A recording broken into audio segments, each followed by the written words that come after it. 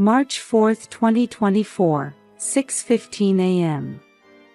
As the morning mist hung over Portland Station, Oregon, I was heading to my volunteer work at the library. I had left home a little earlier than usual because there were newly donated children's books waiting to be organized. The cold morning air stung my cheeks. On my way to the station, I remembered what my husband used to say when he was a police officer: trust your instincts. That morning, there was an unsettling feeling in the air. The morning birdsong, usually audible, was strangely quiet. As I approached the platform, my eyes caught an odd shadow. It was too early for the morning commute rush. At the edge of the platform, a small figure was huddled, standing still. That's strange. I unconsciously stopped in my tracks. Over 30 years of teaching experience had honed my instincts for detecting when something was wrong with a child. A boy wearing a dirty gray hoodie. A body so thin it hurt to look at his back. Perhaps 10 years old. The cold March wind whipped at his worn jeans. His socks were full of holes, and his sneakers were worn down at the heels. As I got closer, my heart began to race.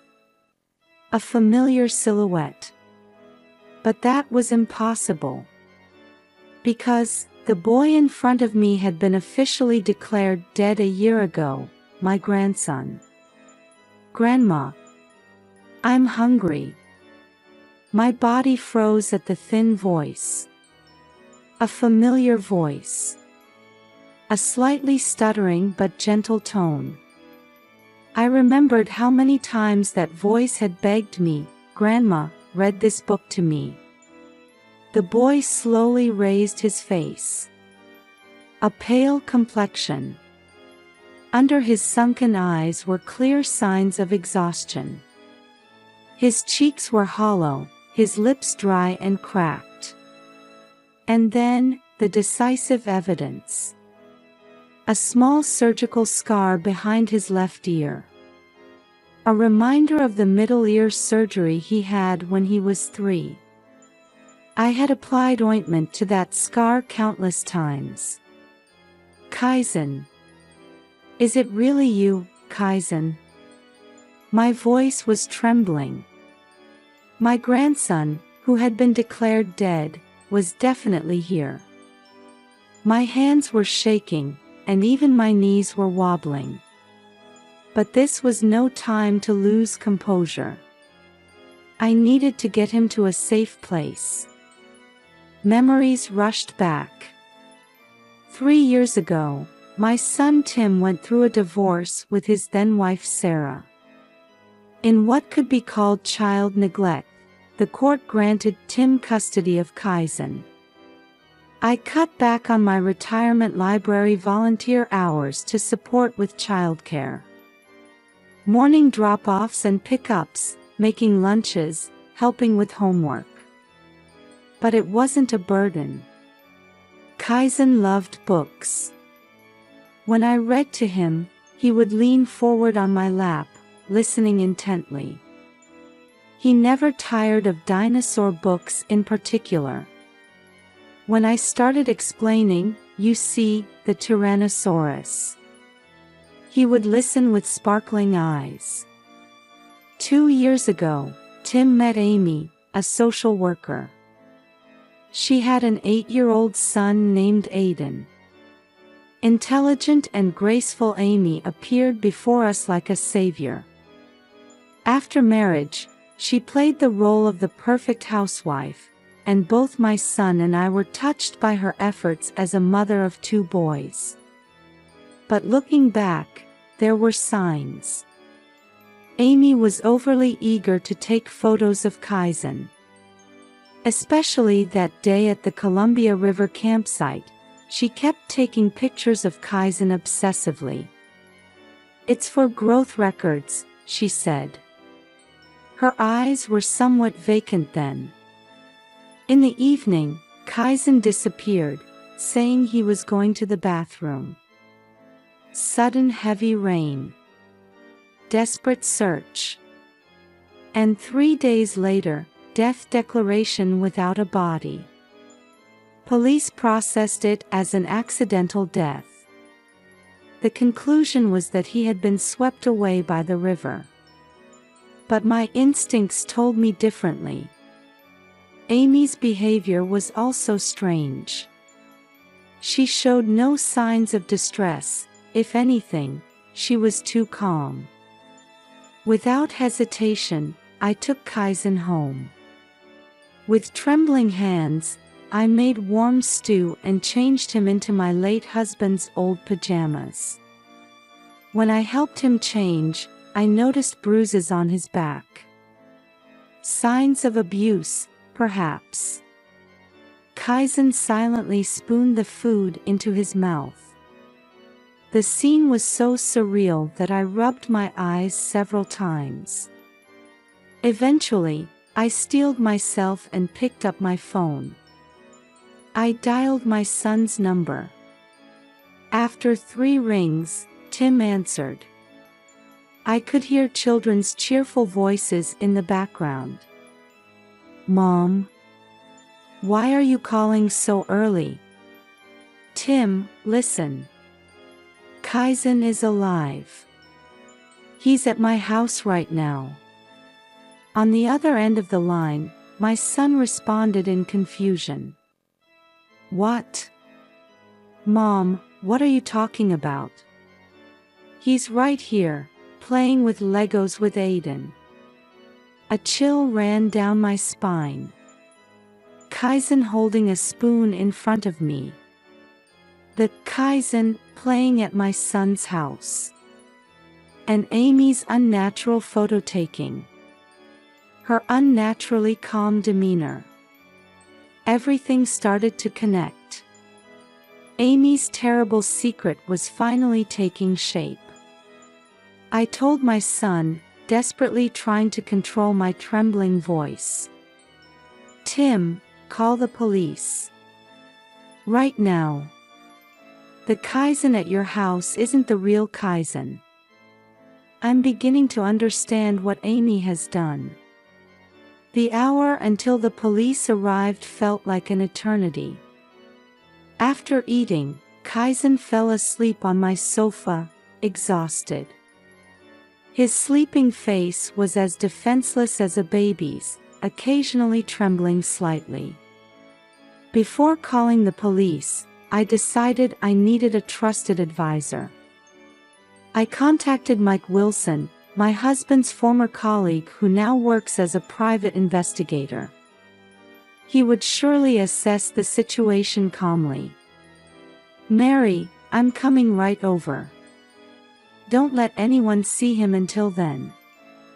Mike's voice carried its usual steadiness. 30 minutes later, Mike arrived at my house. He checked on the sleeping Kaizen and photographed his injuries and bruises. Then he gently woke Kaizen and began to talk to him softly. Kaizen, don't be scared.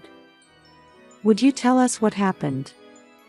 At first, Kaizen remained silent, looking frightened, but gradually began to speak. His testimony revealed something far more horrific than we had imagined. That day, when I went to use the bathroom, there was a strange man waiting. He said Mom asked him to.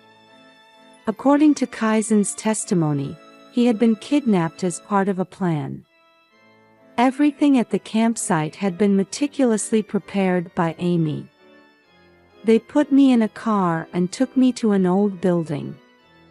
The windows were high up, I couldn't see outside. But they gave me books. They told me to study. The place of confinement was an abandoned house in the suburbs.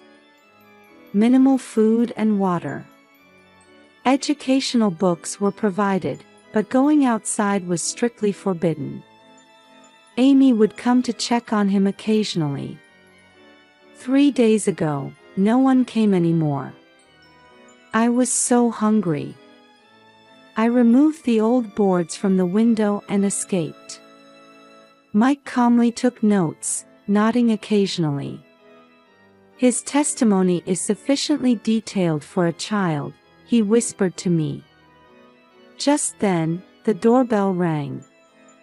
Through the peephole, I saw 2 uniformed officers and 1 detective in plain clothes. Mike greeted them and briefly explained the situation. The police sprang into action. One began taking Kaizen's statement, another took mine. The plainclothes detective was on the phone requesting backup. Mrs. Mary, we've sent another team to your son's house. We'll secure suspect Amy. Just as I felt relief at those words, my cell phone rang. It was Tim. Mom. Amy. Amy ran away with Aiden. Right before the police arrived. A chill ran down my spine. This was the worst possible development. But that was just the beginning. Mike's laptop displayed shocking investigation results. Mary, I looked into Amy's background. She has a criminal record. 10 years ago, her previous husband's child. The article displayed on Mike's laptop was from a local Idaho newspaper 10 years ago. 8-year-old suspicious death, mother claims innocence. The woman in the photo was undoubtedly a younger Amy. Her name then was Amy Clark. That was her maiden name, Mike continued. Her stepchild died in an accident. Drowning. The insurance paid out in full. After that, her husband also died in an unexplained accident. I nearly collapsed into my chair. She had killed someone else's child, and even killed her own father. And now, the same thing to Kaizen. A young detective approached us. We've checked the station's security camera footage. Before Kaizen appeared, a black SUV was parked there. An adult male was driving. Likely an accomplice. Truth after truth emerged, making my head spin. But reality wouldn't wait. My phone rang again. It was Tim. Mom, we've located Amy's family home. 3 hours south of Portland. Her sister should be living there now. Tim, don't go alone. I cried out desperately. I heard that dangerous tone in my son's voice, the same strong sense of justice his father had. I know. I've already reported it to the police. I'm about to give my statement. His calm response gave me a little relief. Just then, Mike found new information. Mary, here's Amy's bank transaction history. There have been regular monthly withdrawals over the past year. The recipient is. He pointed at the screen. James Hunter. 3-time offender. Has served time for kidnapping and extortion. He must be the man who helped with the confinement, I realized. As we dug deeper, Amy's plan became clear. She had prepared everything before the marriage. Purchasing the abandoned house. Contacting accomplices. Even preparing insurance claim documents. Look at these papers, the detective handed me a document. Suspect Amy filed an insurance claim 1 week after the accident. Usually, claims without a body take months to process. She had prepared remarkably detailed documentation. It's as if Yes, this is clearly a practiced method. Just then, the doorbell rang again. Mike checked the peephole and quickly opened the door. You must be Hunter. Give up. We've traced all your bank accounts. I held my breath. Standing at the door was the black SUV driver from the security camera footage. Amy's accomplice. The man raised his hands without resistance. I'll talk.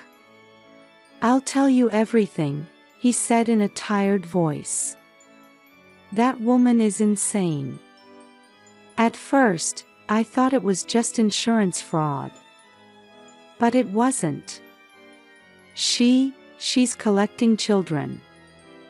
The room's atmosphere froze at those words. Aiden too. I mumbled. Aiden isn't her real child either. Hunter nodded heavily. 3 years ago, in winter. In Wyoming. Hunter's testimony revealed a truth far more horrific than we had imagined. Over the past 10 years, Amy had kidnapped at least 5 children. Her method was sophisticated, always combining death declarations with insurance fraud. She always targets wealthy single-parent families. Approaches them as a social worker, gets married, and then. The detective frowned while taking notes of Hunter's testimony. The children are confined and then transferred to other families, Hunter continued. Amy has clients. Wealthy couples struggling with infertility. They can't wait for legal adoption procedures. So. Wait, I was confused. Then, Aiden. He was the son of a Wyoming doctor. Michael Brown, who disappeared 3 years ago. Amy started raising him as Aiden. Memories flashed in my mind. Aiden being left-handed. The oddness Kaizen had pointed out several times. But in the photos, the child was right-handed. The police headquarters, which had become the investigation center, was being updated with new information by the minute. We've analyzed the surveillance camera footage, the young detective pointed to a large screen. Suspect Amy checked into a motel in Southern Oregon 3 hours ago. Aiden, no, Michael is with her. There are more accomplices, a veteran detective spread out a map. Bank transfer records over the past decade reveal at least 3 cooperating organizations. Creating forged birth certificates. Arranging fake adoptions. And money laundering. Suddenly, excitement swept through headquarters. Suspect vehicle spotted, the radio crackled. Heading south on Highway 5. A patrol officer identified it from a speeding violation. All units, form a perimeter, the commander shouted. Don't provoke them. There's a child in the vehicle. Tim and I watched intently as helicopter footage was displayed on the headquarters' large screen. Amy's white SUV weaved through traffic, pursued by police cars. Mom, Tim grabbed my hand. Amy completely fooled me. She seemed so gentle. Don't blame yourself, I placed my hand on my son's shoulder. We were all deceived by her. Suddenly, shocking footage appeared on the screen. Amy's car slammed on its brakes and pulled over to the shoulder. The driver's door opened, and Amy jumped out. In her hand was what appeared to be a gun. Don't shoot, the commander yelled into the radio. The child is. Then, an unexpected turn of events occurred. Aiden, no, Michael, leaped out of the passenger seat and tackled Amy. "Stop it!" The boy's cry was picked up by the patrol car's dash cam. "I don't want to lie anymore." The gun fell from Amy's hand. The tactical unit moved in unison. In the chaos, I thought I saw a look of relief on Michael's face on the screen. At the moment of arrest, Amy was laughing. I was just trying to give them happy lives. Rescuing them from unhappy homes. "Be quiet," I raised my voice unexpectedly. "You destroyed these children's lives, their parents' lives, our lives." July 2024. In the waiting room of St. Luke's Hospital's Child Psychiatry Department. I was waiting for Kaizen to come out of his session. Weekly counseling. 4 months had passed. "Grandma," Kaizen approached with a smile. His shoulders seemed a little more relaxed than before. "Today I talked about dinosaurs. The doctor didn't know about Pachycephalosaurus, so I taught her about it." I suppressed the urge to hug him. The therapist had told me, "Please respect the distance where his heart feels safe." That's wonderful. I'm sure the doctor learned something new. I smiled gently. "Your father's coming to pick us up. He should be here soon." The trial concluded a month ago. Amy received a 15-year prison sentence. More trials are pending. Her criminal organization was dismantled. Her accomplices were arrested one after another. What about Aiden? I mean, Michael? Kaizen asked. He has a psychological evaluation today. We can see him afterward.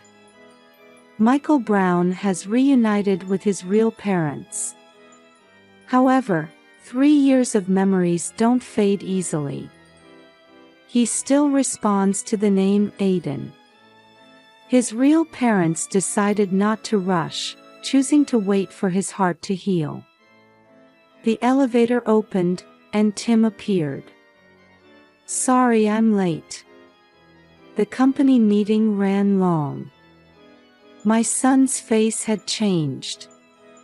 Gone was his former indecisive expression, replaced by the face of a responsible father. The divorce mediation was complete, and he now shares joint custody of Kaizen and Michael. "Dad, are we still going to the park today?" "Yes, Michael will be there too. His mother just called." As we got into the car, I remembered when we first reunited with Michael at the shelter. "I'm sorry," he said through tears. "I was forced to take Kaizen's place, but actually, I wanted to meet Kaizen. I was so lonely all this time." At those words, Kaizen silently hugged Michael. An embrace of forgiveness more eloquent than words. Though not related by blood, they had truly become brothers. When we arrived at the park, Michael was waiting with his parents. "Kaizen." "Michael." The boys ran to each other and exchanged high fives. Their new way of greeting. 2 sets of parents watching over them. We exchanged quiet smiles. Mary, Michael's mother, called out to me. Seeing the children smile gives me hope. Yes, I nodded. The wounds won't heal easily. But we have time. In the twilight at the park, the 2 boys began playing tag. Their laughter dissolved gently into the sky. One spring afternoon in 2025 at the library. While shelving newly arrived picture books, I reflected on the year that had passed since that day. "Mary," my colleague Janet called out. "Another interview request. This time it's for a national network documentary." I quietly shook my head. After the incident, our experience was repeatedly featured in the media as a warning about a new type of kidnapping called ghost children. It led to the discovery of similar cases. Human trafficking disguised as adoption. Staged accidental deaths. Tragedies born from twisted love. I'll decline the interview. The children need a normal life now. From the library's large windows, I could see the schoolyard. Kaizen and Michael often stopped by after school. They both started attending the same elementary school. Thanks to the principal's consideration, they were placed in the same class. "Grandma." A familiar voice rang out. I turned to find Kaizen and Michael standing there, both in their school uniforms. Michael's name tag read Brown. He was gradually reclaiming his original identity. "Are there any new books?" "Yes, there's a new dinosaur encyclopedia." "And?" I pulled a book from the shelf. "This one too." The cover read, "Stories for Healing Hearts." It was a picture book written by a child psychologist. Following the incident, many experts published books about children's emotional care. I was involved as a supervisor. "I want to show this to our teacher," Michael said. "Their homeroom teacher understands their past. She doesn't give them special treatment but gently supports them when needed." "Oh, Dad's here." Kaizen pointed out the window. Tim was parking his car. He now volunteers on weekends at an NPO preventing child trafficking. "Michael, your parents are here too." The Browns' car had arrived as well. The two sets of parents had designated every Friday as Family Day. Picnics in the park, movie watching, normal family happiness. "Grandma, are you coming too?" "Yes, in a little while." I pulled out some documents, copies of Amy's trial records. Her sentence was finalized. Life imprisonment. Further investigations continue into the facilities that overlooked her crimes and the people who helped with the deception. Mike Wilson is now helping investigate similar cases across the country. His work has influenced the creation of new legislation, the Ghost Children Prevention Act. Adoption screening has become more stringent, and the process for declaring deaths has been revised. My phone vibrates, a reminder for psychological counseling. Though now only monthly, the sessions with the two boys continue. Trauma doesn't disappear easily. But they have allies. Family, friends, and professionals. "Mary," Janet called out. "Have you thought about starting a new reading group for children dealing with trauma?" Her suggestion warmed my heart.